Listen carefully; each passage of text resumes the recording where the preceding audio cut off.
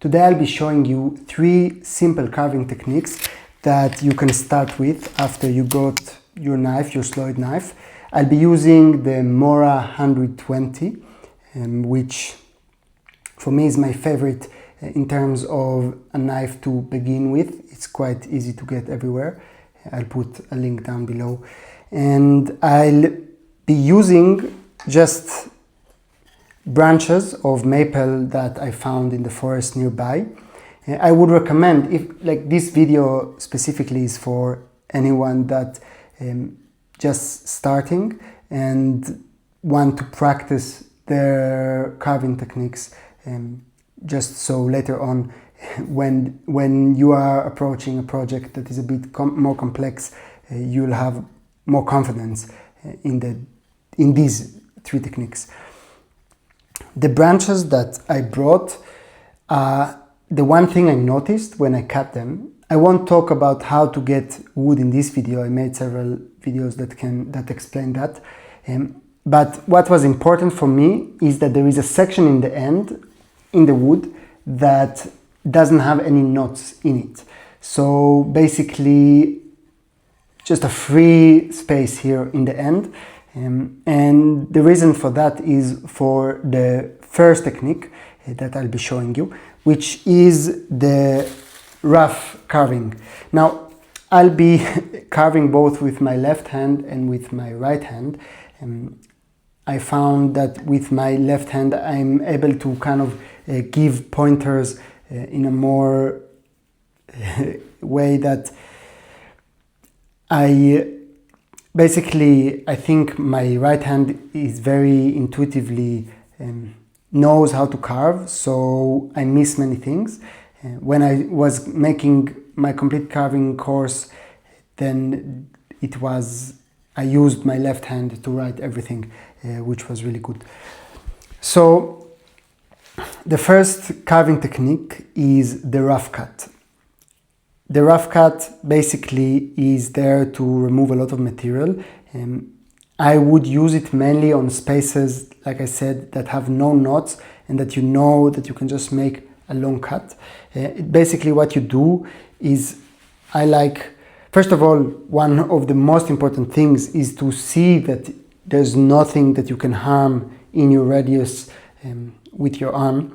And then what I do is I do it while sitting, I put the wood on my leg like this, give it support, and then I just make one motion with my hand. I would recommend you getting wet wood because it will just be much more easier and less frustrating if you're starting.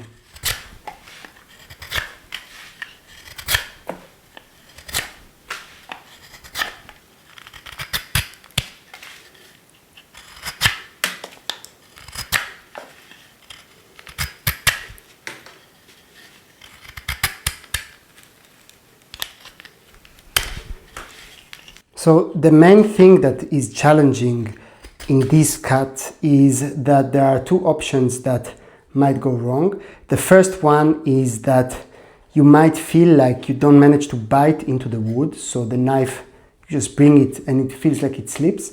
And the second one is that you go a bit too deep, and either that it's really hard to carve and you go too deep and it jitters the wood itself,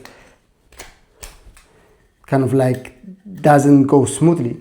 And the thing that you want to work to solve this problem is the angle of the knife itself. So when you hold the knife like this, you use your wrist to just kind of aim and see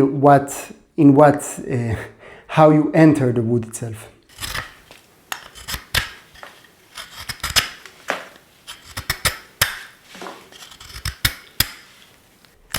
Now you see that with my left hand, I do have some trouble, like it's not the easiest for me with my left hand. And once you get some practice, this is how it would look with my right hand.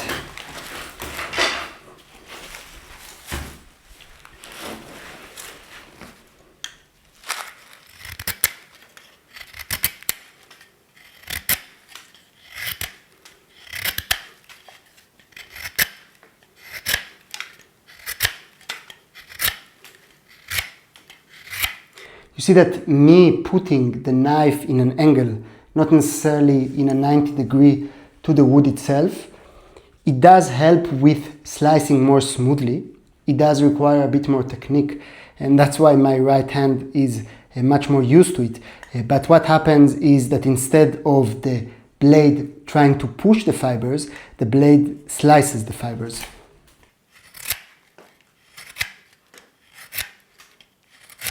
You really need to be careful on your hand here.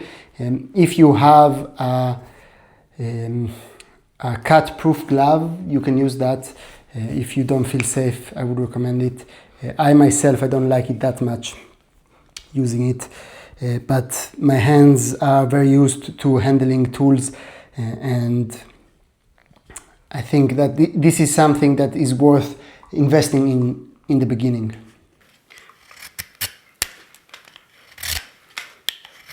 I hope Mochi's breathing is not too disturbing. So basically now, if I listen to my advice with my left hand, let's see, let's try it. I will try to put a bit more angle. Now it's a bit more harder to hold the hand itself. It's something that your hand needs to get used to. But that's why we are practicing with a practice piece of wood.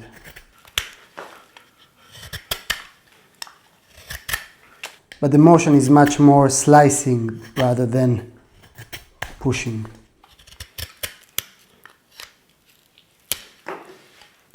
Yeah, you see I am going a bit too deep. I'm having a hard time. And when this happens, what's good is to really focus on finding a corner in the wood that is square and trying to remove a really thin layer.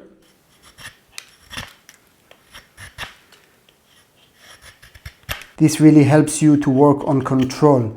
And in general, this is the first thing I would do if you feel like you are not able to, like you always get stuck. I would focus on taking a step back and just trying to remove as thin as possible.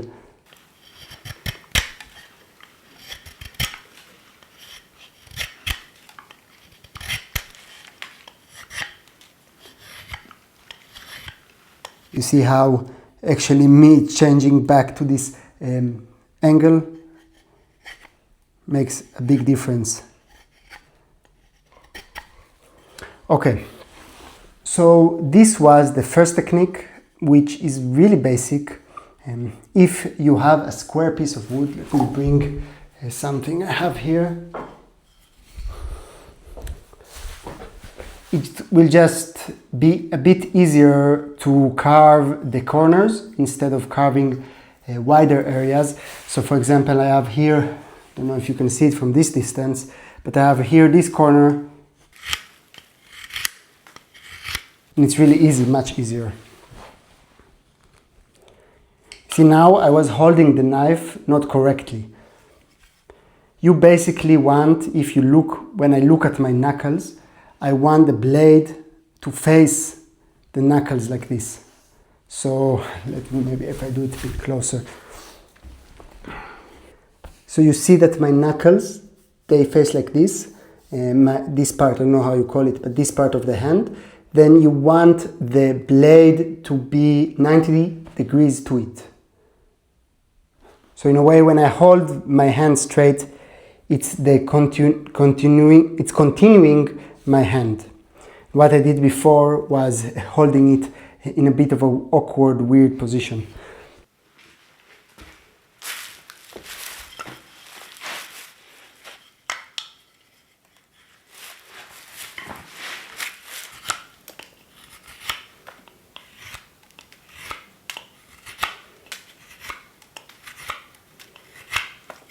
Honestly, with this technique, I would just focus on making spikes. I would make just sharp sticks just to get used to you holding the hand and to the motion and your muscles having the right angle with the knife.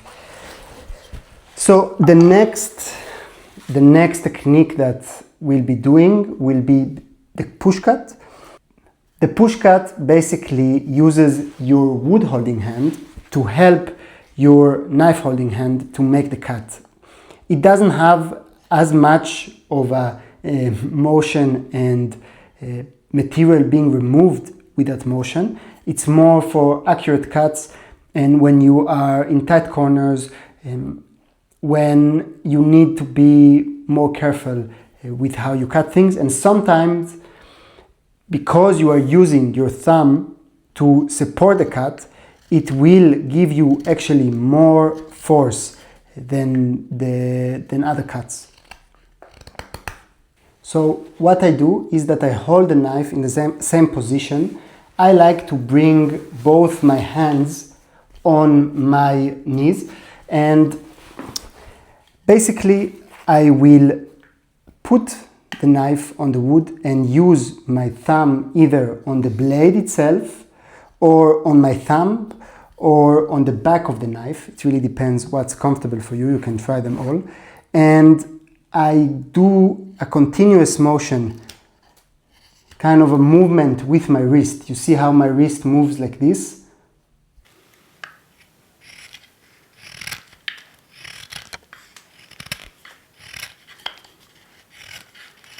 I would practice this cut on the edge of the wood.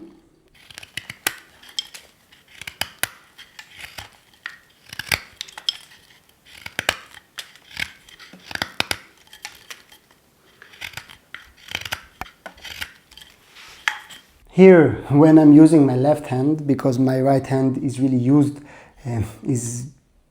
to having these type of motions, I put a lot of force, but this will be a really big practice for your wood holding hand as well, to push the knife and to give it this pivot point. Basically the thumb will be both pushing the knife and both giving this stop point that will let you have this leverage on the handle.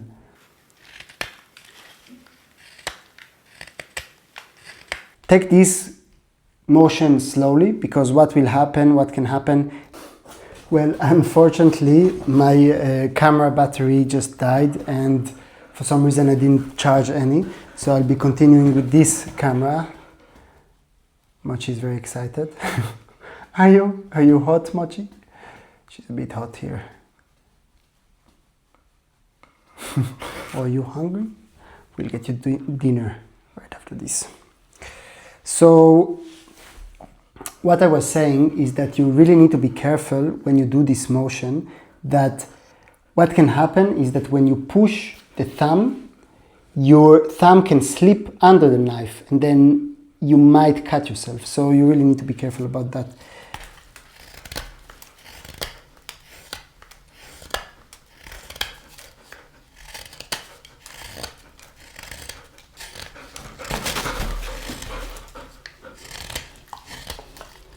So just use that to make a tip, make a spike on the end.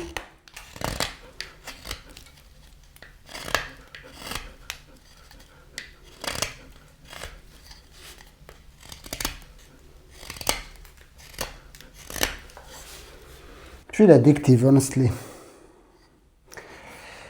Then the last motion that I would be focused on, it's very similar to the push cut, but it adds a bit like another step that adds to its complexity.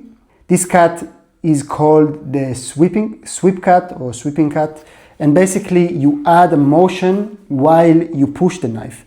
So it's usually meant for places that have some type of curve to them. So for example, in the connection, if I have a spoon here, so I would use it here for the connection between the spoon part and the handle. I'm adding this motion with my hand. So I would either start from fresh, just from a straight piece of wood, and I would just make sure that actually in the front here I'm removing enough material. And then here on the base, I would use the tip of the knife, because the tip is a bit more narrower than the base, obviously. So it will you will have the option to move it more easily. Get you closer. This knife honestly needs a bit of sharpening, stropping. So what you do, you go in, use your thumb, you go in with the knife to the direction of the wood, cutting the wood like this, and then when you start piercing through the wood, you twist the knife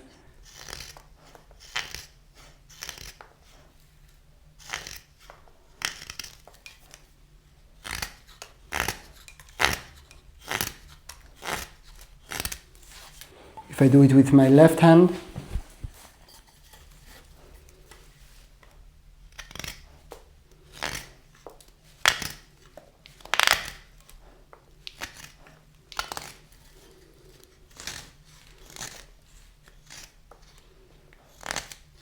look at the motion of my hand, the twisting of my wrist.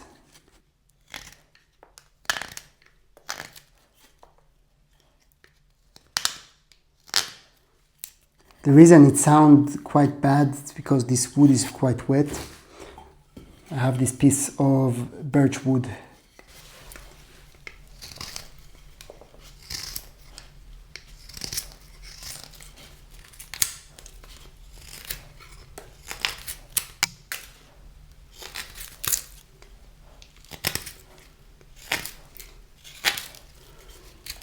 So I know I'm here showing quite big cuts, but try to focus on making really slight cuts, small ones.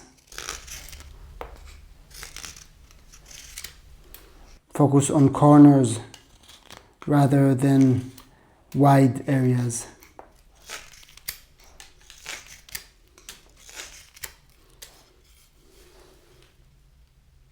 And this is the sweep cut. To summarize it quickly, we have the rough cut,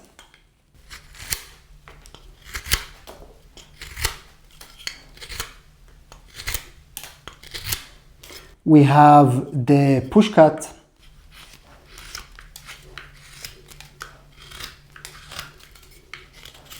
then we have the sweeping cut, the sweep cut.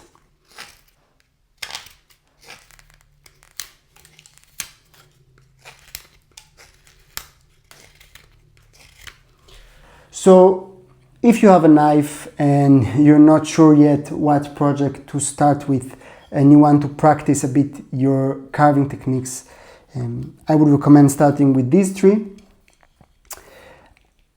I think that when you have a practice piece, you have much less stress and kind of tension of having the piece perfect. So I would really recommend that as well.